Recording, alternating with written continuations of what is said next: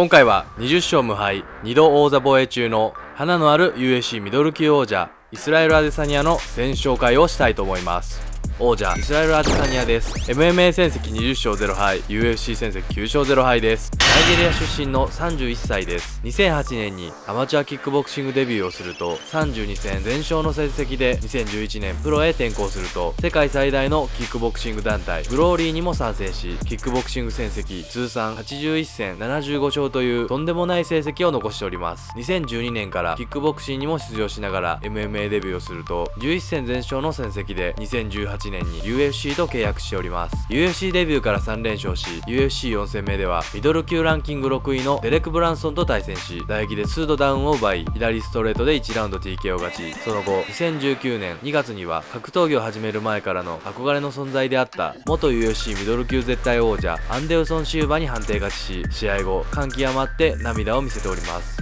2019年4月 UFC6 戦目で UFC ミドル級暫定王座決定戦としてケルビン・ガステラムと両者一歩も譲らぬ激しい打撃の応酬を見せ激闘を繰り広げ判定勝ちし UFC ミドル級暫定王座獲得に成功しております。2019年10月に UFC ミドル級王座統一戦で正規王者のロバート・ウィテカーと対戦し1ラウンド終了間際にダウンを奪い2ラウンドカウンターをヒットさせ KO 勝ちを収め UFC ミドル級王座統一に成功しております。今年2020年3月の初防衛戦では3位ヨエル・ロメロと対戦し判定で勝利するもお互い攻めに行くことなく手数が極めて少ない会場からブーイングを浴びるほどの凡戦となっております。2020年9月27日の2度目の防衛戦では13勝0敗のパウロ・コスタと無敗対決を行いました。1ラウンドから関節蹴りカーフキックでパウロ・コスタの前足を効かせ2ラウンドにはハイキックでカットさせ最後は左フックからのパウンドで TKO 勝ちを収めております。無敗対決はアデサニアが王座の貫禄を見せつけての完勝でミドル級王座2度目の防衛に成功しケージの中で勝利のブレイクダンスを披露しました。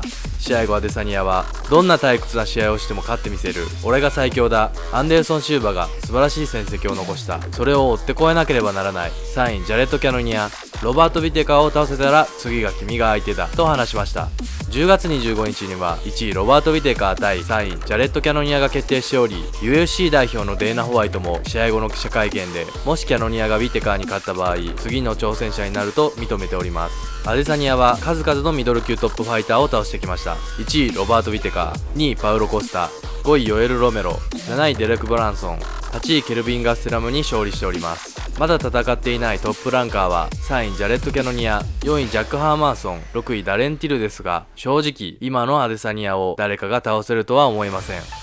またアデサニアはこれで MMA20 勝無敗となりキックボクシング戦績ボクシング戦績合わせて格闘技で100回目の勝利を収めております。試合後は控室に戻りGキックボクシングのチームメイトと勝利の面白ダンスを踊っておりました。